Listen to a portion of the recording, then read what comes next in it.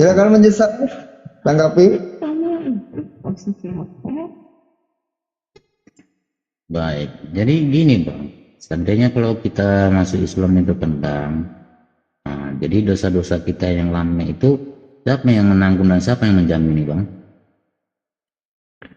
Iya, jadi ketika Anda kemudian terlahir kembali, pasti karena di Islam itu tidak ada doktrin dogma bahwa dosa, ya Anda suci kembali fitrah. Anda kembali fitrah. Begitu Anda mengucapkan kalimat La ilaha illallah, aku berikrar dengan sepenuh hati bahwa pencipta alam semesta itu tidak lain dan tidak bukan hanyalah Allah semata-mata, tidak ada yang lain. Dan aku bersaksi, aku meneguhkan hatiku, aku berikrar, disaksikan oleh banyak orang dan disaksikan oleh pencipta langit dan bumi, bahwa aku bersaksi Rasulullah Muhammad SAW itu adalah utusan Allah. Selesai. Dosa yang Anda lakukan pada zaman dulu semuanya dihapuskan oleh Allah, tapi semua kebaikan yang pernah Anda lakukan dulu itu masih tetap dipertahankan untuk amal kebaikan saudara. Subhanallah, Anda terlahir kembali menjadi muslim.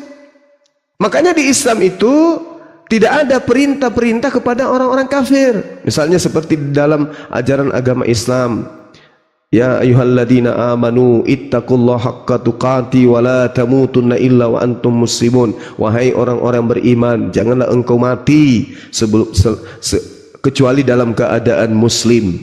Jangan engkau mati selain engkau dalam keadaan Islam. Itu perintah. Tapi kalau orang kafir tidak ada perintahnya. Wahai orang kafir, peliharalah dirimu dari api neraka. Enggak ada. Wahai orang kafir, janganlah engkau berzina. Enggak ada. Wahai orang kafir, berbondong-bondonglah menuju ke masjid pada hari Jumat. Enggak ada perintahnya. Orang kafir mah bebas, enggak ada aturan dikasih. Tapi Allah mengatakan orang-orang kafir itu adalah orang yang zalim, kelak akan dimasukkan ke dalam api neraka, kekal di dalamnya. Seperti itu Bang. Jadi kalau Anda syahadat menjadi seorang muslim, ya dosa Anda berguguran, terhapuskan semua, Anda menjadi fitrah kembali laksana kertas yang putih tanpa noda. Silakan. Iya, baik. Kalau dihapuskan di atas, kalau nggak dihapuskan di mana pula itu Bang? Itu kaidah Bang, kaidah. Allah Subhanahu wa taala kemudian ketika Anda melakukan dosa, Anda bermaksiat, kemudian Anda datang kepada Tuhan, meneteskan air mata, penyesalan terhadap apa yang Anda lakukan. Allah Maha Pengasih, Maha Penyayang. Makanya disebutkan Ar-Rahman Ar-Rahim. Apa cerminan, apa bukti bahwa Allah itu pencipta langit dan bumi itu Maha Penyayang lagi Maha Pengasih lagi Maha Penyayang? Apa buktinya? Pertama yang harus kita sadari, alam semesta ini bukan Bapak kita yang membuat. Bukan. Alam semesta ini disiapkan oleh Allah. Jangan kita berbicara Allah, oleh Tuhan. Disiapkan oleh Sang Khalik, Sang Pencipta. Di dalamnya ada manusia, ada yang ingkar menyembahnya, ada yang kemudian menyembahnya. Apakah yang menyembahnya itu yang diberikan pelayanan eksklusif, diberikan oksigen yang bagus, diberikan harta yang bagus, diberikan jabatan yang bagus, terus yang tidak menyembahnya dibuat kere, dibuat sakit-sakitan? Enggak. Semuanya dikasih, semuanya disayangi oleh Allah, semuanya dikasih. Nah sekarang ketika kita kemudian berbuat dosa, kita datang meminta kepada Allah, kepada Tuhan, ya Rabb, aku memiliki dosa, mohon diampuni. Diampuni oleh Allah, dihapuskan oleh Allah. Nah sekarang ketika kemudian kondisi Anda sekarang ini kan kafir tuh, mohon maaf, kufur, menutup diri dari pencipta Anda yang membuat Anda bisa bernapas, yang membuat Anda bisa berjalan, yang membuat Anda bisa menikmati makan. Itu adalah Khalik, pencipta langit dan bumi. Anda ingkari keberadaannya, Anda justru menyembah kepada ciptaannya. Tapi ketika kemudian Anda datang, ya Allah, aku tersadarkan, maafkan aku, selama ini khilaf menyembah ciptaanmu. Aku kembali kepadamu bersaksi bahwa tidak ada Tuhan selain engkau saja. Ya, dosa-dosa Anda dihapuskan. Karena Allah itu maha melihat, maha mendengar. Allah itu maha menyaksikan. Allah Subhanahu wa ta'ala itu mengetahui apa yang kita lakukan, apa yang kita niatkan pun Allah tahu. Oleh karena itulah apa yang kita katakan di hadapan Allah bahwasanya aku bertaubat dan berikrar engkaulah satu-satunya Tuhan pencipta dan bumi, maka segala dosa kita itu akan dihapuskan. Gitu Bang, Allah itu maha melihat. Ya gini Bang, seandainya lah kan gini Bang, saya masuk Muslim kan, jadi agama lama saya itu gini, saya hujat, saya hina, saya caci gitu, berdosa nggak Bang? Berdosa, salah Anda, salah, nggak boleh. Allah Subhanahu wa Ta'ala mengatakan tidak boleh mencaci, jangankan mencaci, menyakiti hati mereka tanpa alasan yang benar, itu tidak boleh dalam Islam. Merusak rumah ibadah haram hukumnya dalam Islam, apapun agamanya itu nggak boleh, nggak boleh dalam Islam. Nah, lalu kenapa kemudian? Ya silakan. Tapi banyak kita Muslim sudah banyak menghujat umat yang lain. Kenapa itu Bang? Iya, perintahnya jelas. Jangan engkau berdebat dengan ahli kitab. Itu perintah. Illal ladzina zalamu, kecuali dengan orang-orang zalim yang ada di antara mereka. Siapa orang zalim yang ada di antara mereka ini? Mereka yang menghujat. Coba Anda lihat, tunjukkan penghujat yang ada di Islam, yang kemudian dia buka komal, habis itu dia maki-maki Yesus, maki-maki semuanya yang ada di agama lain. Ada Anda lihat itu? Anda tidak akan menemukan itu. Yang Anda lihat selama ini adalah Bang Suma. Ketika tampil seperti ini di komal-komal, Anda melihat dari sebelah mata, Anda tidak melihat mata yang lain. Bahwa keberadaan Bang Suma adalah untuk mengkanter hinaan hujatan orang-orang kafir terhadap Islam. Itu yang Anda nilai.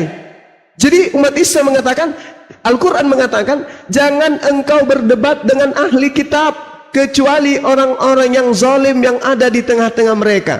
Siapa orang-orang zalim ini? Orang-orang zalim itu yang menghujat agama Islam. Wala tujadilu ahlal kitab illa billati hiya ahsan. Jangan engkau berdebat dengan ahli kitab. Siapa ahli kitab itu? Yahudi dan Nasrani. Apakah Kristen? Bukan. Melainkan dengan cara yang baik. Illa billati hiya ahsan. Jangan kau berdebat kecuali dengan cara yang baik. Illalladzina zalamu minhum, kecuali dengan orang-orang yang zalim. Siapa zalim ini?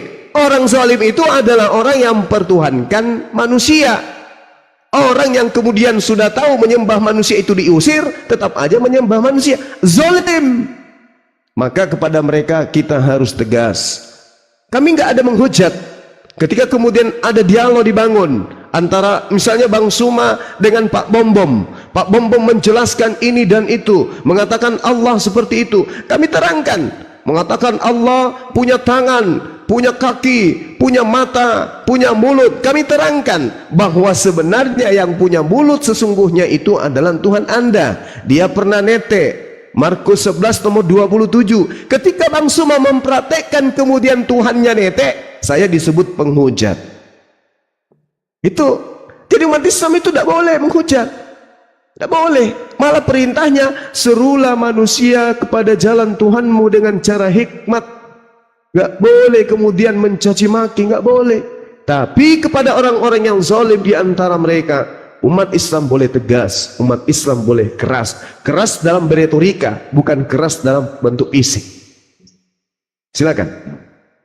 Baik Bang, baik. Nanti kalau misalnya ada nanti yang Islam menghujat, ya kan, itu kan berdosa. Tapi kalau nanti ada jumpa saya di TikTok ini yang menghujat, udah ku kirim nanti ya Bang ya. Yes. Bang. Oke, jadi pahami Bung. Agama itu tidak bisa dinilai dari pelakunya. Kalau agama dinilai dari pelakunya, maka sudah nggak ada agama di atas muka bumi yang dianut oleh manusia. Ingat, kebenaran sebuah agama itu dilihat dari kitab sucinya, bukan dari pelaku. Kalau dari pelakunya, siapa yang kemudian menjajah, membunuh, membuat jutaan anak menjadi yatim piatu, membuat wanita jutaan menjadi janda, itu siapa? Penjajah. Apa agamanya? Kristen, Protestan. Apa nama kitab sucinya? Biblos. Apa nama rumah ibadahnya? Gereja. Siapa nama Tuhannya? Yesus. Kalau itu yang Anda nilai dari perbuatan oknumnya, Anda nggak mungkin Kristen. Siapa yang membunuh ratusan juta di Hiroshima dengan satu ledakan? Kristen. Siapa yang melakukan perang dunia pertama, perang dunia ketiga? Kristen. Siapa perang salib itu? Kristen.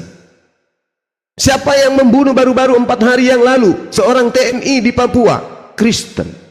4 hari yang lalu TNI dibocorkan kepalanya dengan timah panas. Siapa pelakunya? Kristen. Agamanya maksudnya. Jadi kalau Anda menilai oknum agama melalui oknum, selesai Anda akan gila nanti. Anda akan gila. Kenapa? Karena ketika Anda tidak mau Islam, karena di Islam ada penghujat, Anda pindah ke Kristen. Di Kristen ada penghujat, Anda pindah di Hindu. Di Hindu ada penghujat, Anda pindah ke Buddha. Buddha ada penghujat, Anda jadi ateis. Ternyata ateis tidak ada kala ganasnya. Anda mau kemana? Gila. Jadi solusinya mencari kebenaran itu melalui kitab suci agama, bukan dari pelaku. Seperti itu, Bung. Silakan. Baik Bang, baik. Jadi gini Bang, saya kan tujuannya ke Room ini kan ingin tahu gimana sih agama Muslim itu, apakah dia nanti kalau masuk Islam itu harus menghujat agama lain atau gimana gitu kan? Itu Gak boleh Bang, gak boleh. Jadi gini, kita lihat fenomena yang ada. Berapa yang mu'allaf, berapa yang murtad. Sejatinya ketika orang meninggalkan sesuatu menuju kepada sesuatu, sejatinya yang ditinggalkan itu adalah sesuatu yang buruk menuju kepada yang lebih baik. Apa maksudnya Bang Suma? Begini, ketika Anda di Islam lalu pindah keluar Islam, misalnya menjadi seorang Kristen, berarti Anda meninggalkan sesuatu yang tidak baik menuju kepada yang baik. Itu teorinya itu begitu. Anda pindah ke rumah yang lebih baik atau rumah yang lebih hancur daripada yang Anda tinggalin? Pasti kita menuju kepada rumah yang lebih baik dan meninggalkan rumah yang buruk, busuk, tidak terurus dan seterusnya. Itu teori dan prakteknya begitu.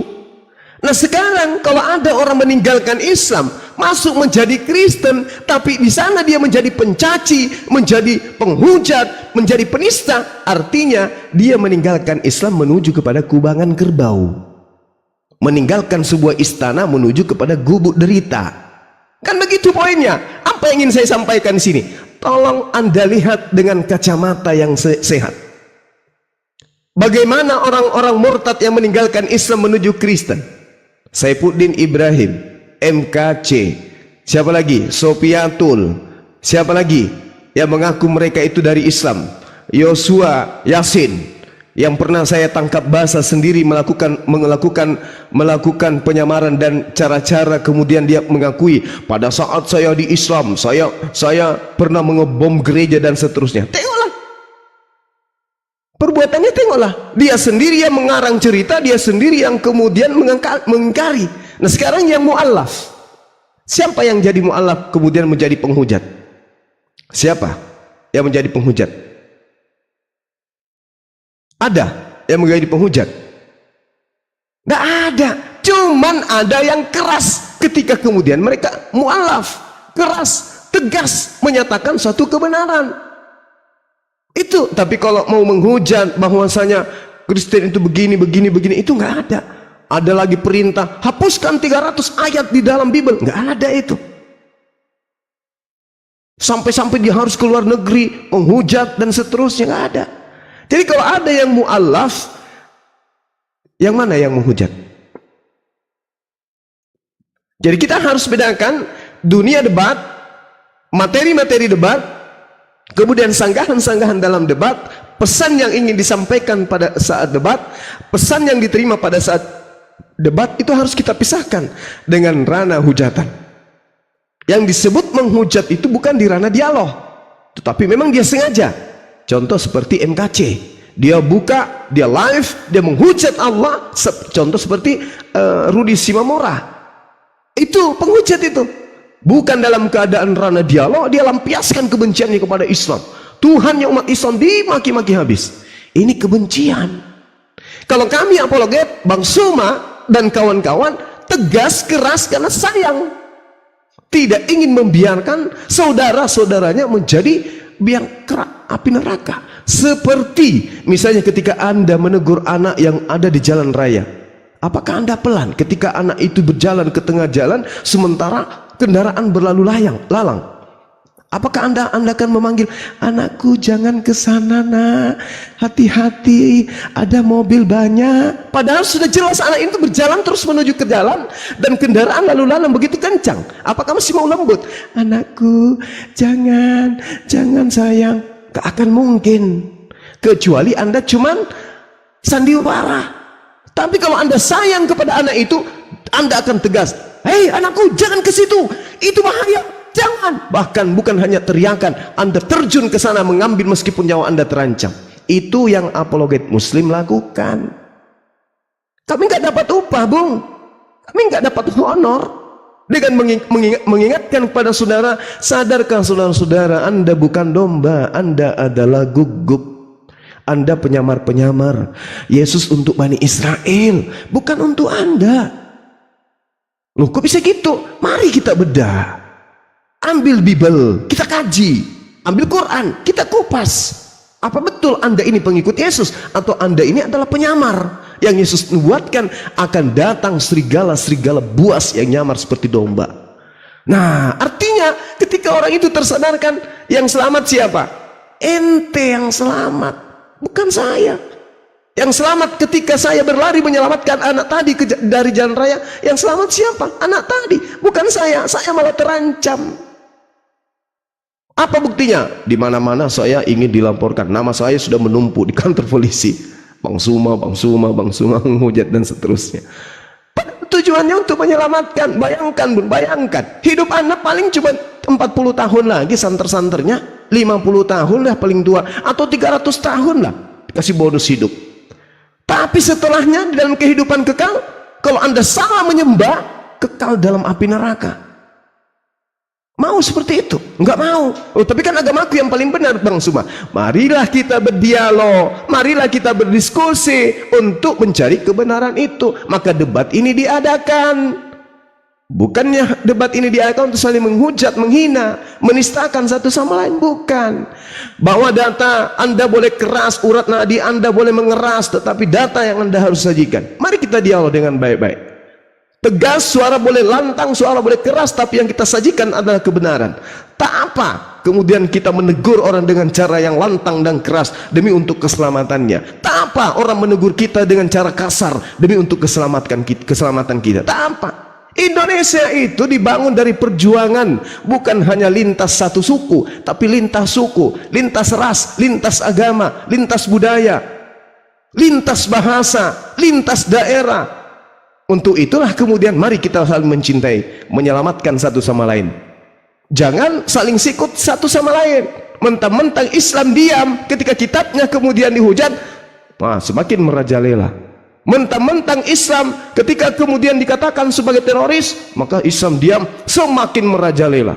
Mentang-mentang Islam itu tidak berkutik ketika istilah-istilah Al-Quran diambil di kitabnya, mereka diarahkan ke kitab Kristen, semakin menjadi-jadi.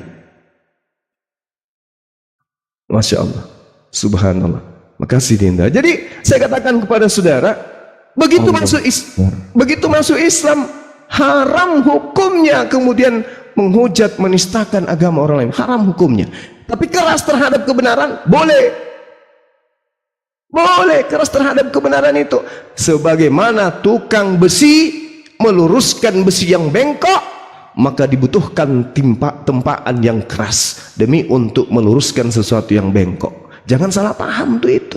Anda boleh keras, Islam salah, Islam itu keliru, Islam itu begini, Islam itu teroris. Tapi buktikan setelah itu. Karena kalau Anda tidak bisa membuktikan, berarti itu ujaran kebencian. Sama seperti Bang Suma, Kristen itu adalah serigala. Kristen itu bukan domba. Sesungguhnya Kristen yang ada ini adalah penyamar-penyamar. Mereka bukan domba, tapi mereka adalah serigala. Tapi mereka tidak sadar. Kejar Bang Suma, tuntut pembuktian.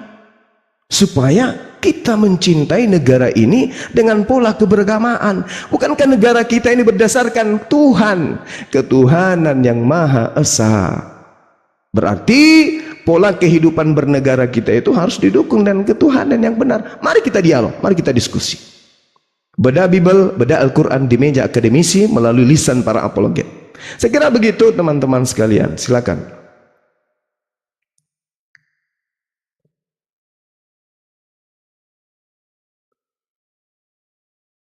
Iya. Untuk Mbak Senja saya turunkan dulu. Ada mungkin ini abang ini Kristen mungkin mau naik ini.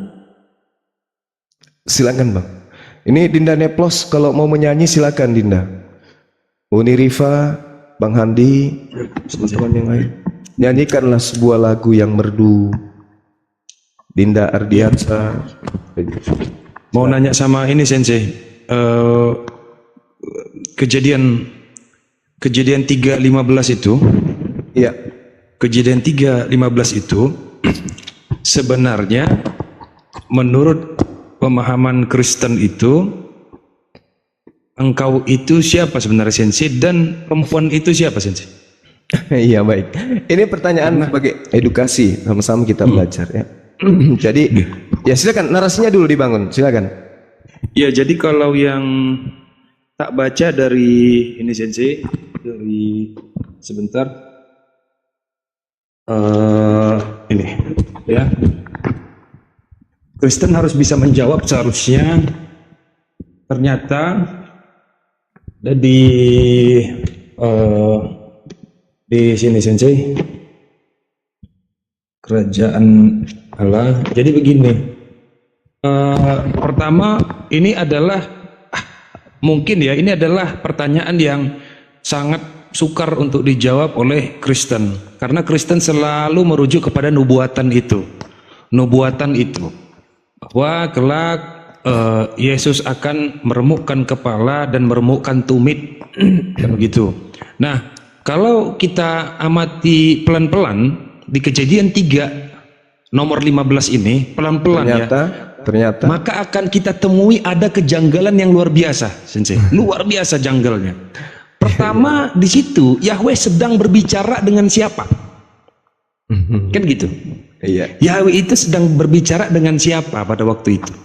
Iya. Nah, ini selalu pasti Kristen akan menjawab perempuan itu Hawa. Ini jebakan yang paling dahsyat ini kalau dia katakan ini Hawa. Ini jebakan yang paling dahsyat. Ada di dalam, nanti jawabannya ada di dalam Galatia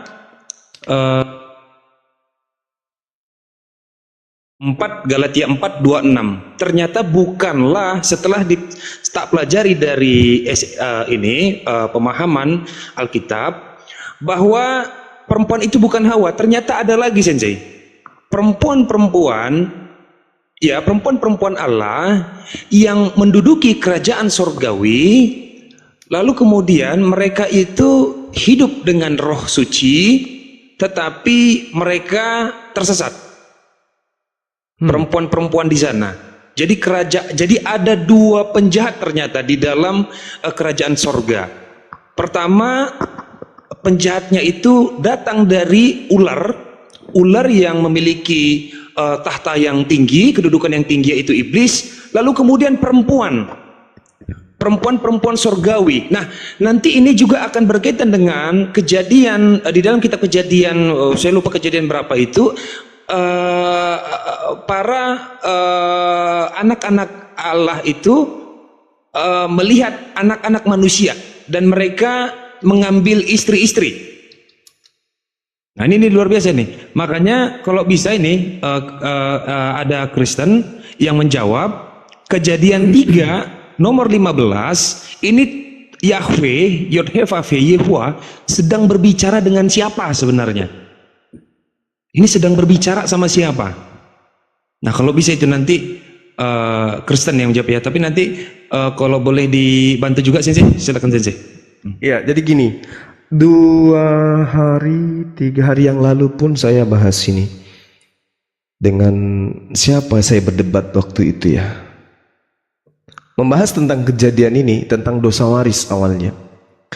Bahwa Tuhan yang kemudian, Tuhan yang Allah Subhanahu wa taala dituduh sebagai penipu, Allah Subhanahu wa taala dituduh sebagai pembuat kejahatan dan seterusnya, yang menciptakan iblis dan seterusnya. Saya bawa data ini, Kejadian 3:15. Aku Tuhan akan mengadakan permusuhan antara engkau iblis dan perempuan ini. Karena ini berbicara mengenai kejadian di masa Adam alaihissalam, maka perempuan ini adalah Hawa. Siapa yang mengadakan? Siapa yang mengadakan? Di dalam bahasa Ibrani mengadakan itu kan jelas bagi kita. Bagaimana kemudian shit itu artinya menaruh, membuat, memperhatikan, atau meletakkan, atau menetapkan, atau apa istilah itu ya, mengarahkan. Jadi Tuhan sendiri yang merancang permusuhan itu. Aku yang membuat. Tapi ini cuman terjemahan ya, wallahu alam. Di kitab yang teman-teman Yahudi punya ini cuman kitabnya Kristen yang kita bahas. Aku akan mengadakan permusuhan. Jadi Tuhan sudah merancang permusuhan.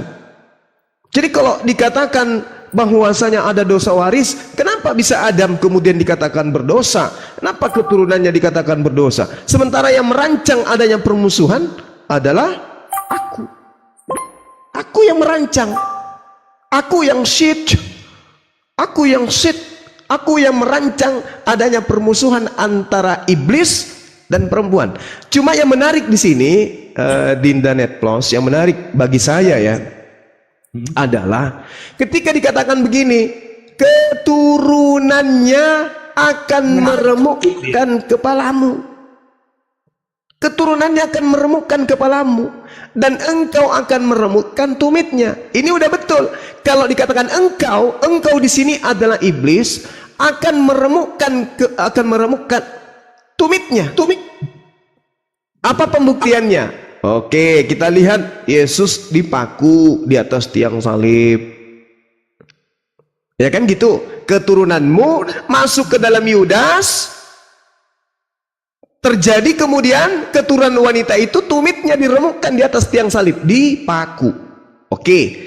Permasalahannya adalah kapan Yesus meremukkan kepala iblis? Kan keturunanmu. Aku akan mengadakan permusuhan antara engkau dan perempuan itu. Jadi Tuhan lagi berbicara dengan iblis. Aku akan mengadakan permusuhan antara engkau dan perempuan itu, antara keturunanmu dan keturunannya. Keturunannya akan meremukkan kepalamu. Keturunan daripada Hawa akan meremukkan kepalamu, dan engkau, keturunanmu akan meremukkan tumitnya.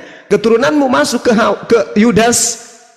Yudas berkhianat ketika Yesus mengatakan dalam Yohanes 10 ya, Yohanes 10, sorry, saya lupa.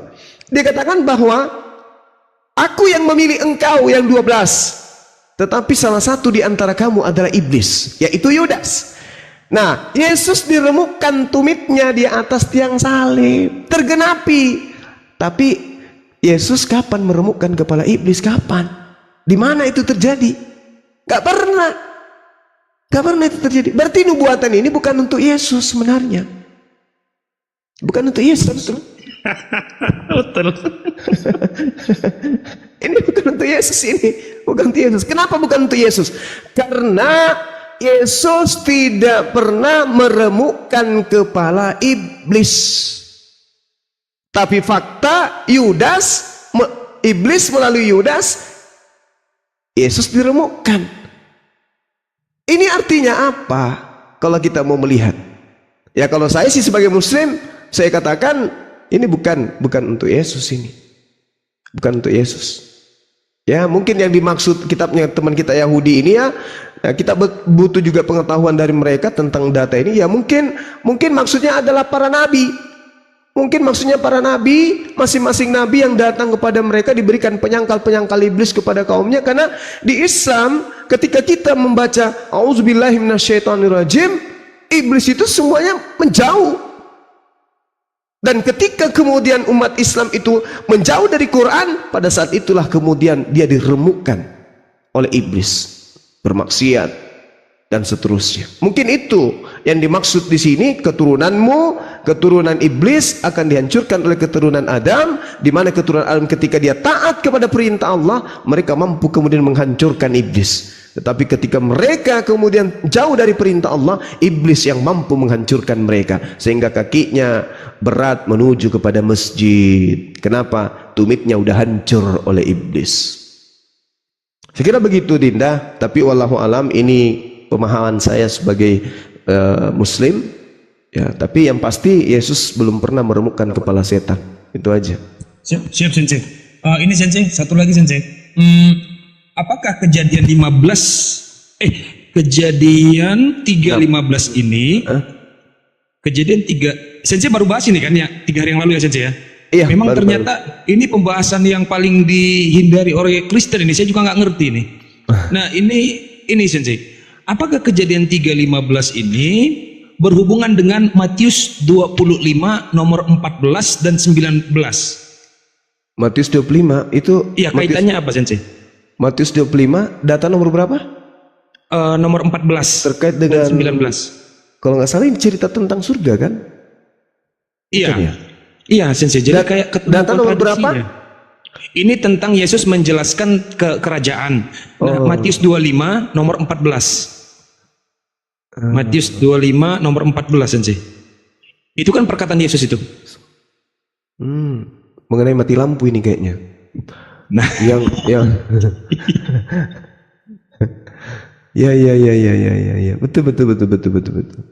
Betul. Mana Bible? Tunggu ya, cari Bible dulu. Bisa dibacakan Dek datanya? aduh, satu device ya. Sebab hal kerajaan sorga sama seperti seseorang yang mau bepergian ke luar negeri. Ia memanggil hamba-hambanya dan mempercayakan hartanya kepada mereka. Yang seorang diberikannya 5 talenta, yang seorang lagi 2, ya, dan yang seorang lagi 1. Masing-masing menurut kesanggupannya, lalu ia berangkat. Perumpamaan tentang talenta, Bang. Oke, Pak Tony Siagian Kristen ya? Kristen. Tepat. Ya. Oke, Pak Tony Siagian boleh nggak dijelaskan Matius 25 14 ini? Boleh dijelasin nggak? Maksudnya apa itu? Perumpamaan tentang talenta. Ya, coba dijelaskan. Maksudnya seperti apa? 5 talenta itu bukanlah 5 dalam bentuk uang, itu dalam bentuk talenta, kemampuan. Iya, Cah. Makanya ini yang sebenarnya ya Pak Tony, yang saya berhimpun ya setiap minggu ya, saya berhimpun. Saya adalah orang yang mempelajari denom Saksi Yehova, kan begitu? Walaupun nanti Saksi Yehova akan ditolak oleh denom yang lain karena dianggap bidat, tetapi menurut saya ternyata di sini letak jawaban-jawaban hal-hal yang paling dihindari oleh denom-denom lain dan dibuka oleh Saksi Yehova. Nah, dalam penjelasan banyak sekali para pendeta itu sungkan memberitahu apa maksud yang tertulis di dalam Matius 25 nomor 14 dan 19. Padahal ini berkaitan dengan Kejadian 3 nomor 15. Nah, coba Bapak jelasin secara rinci Matius 25 14 sampai 19 secara rinci.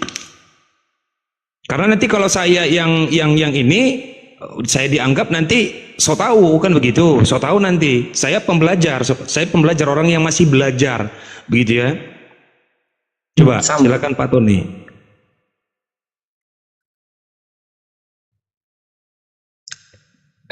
Talenta itu diberikan oleh tuannya, perumpamaan.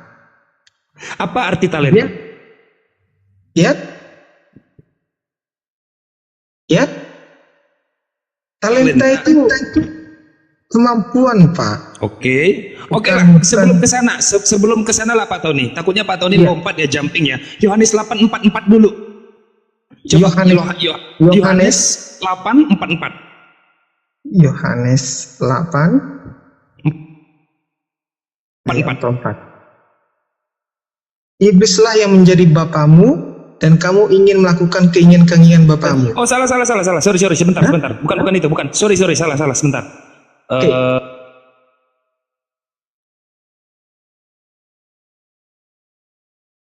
Oke. Galatia 4:26. Sorry, kok ke situ. Oh, Galatia 4:26. Ya, nah itu Pak. Coba tolong dijelaskan, Pak. Galatia 4 ayat 26. Ya. Nah, ini ada kaitan ini.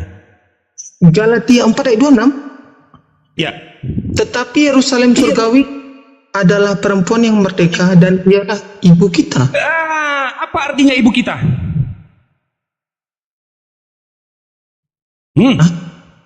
Apa artinya ibu kita?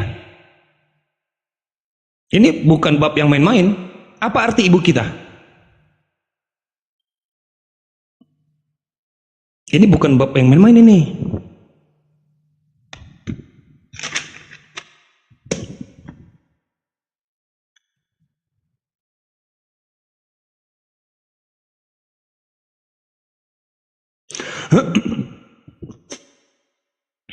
Karena Pak ya, karena begini, ada yang disembunyikan. Ternyata Taman Eden yang dimaksud itu Yerusalem. Ada, ya, Yerusalem. Taman Eden, Yerusalem di bumi. Bukan antara sungai Efrat, sungai Tigris dan lain sebagainya.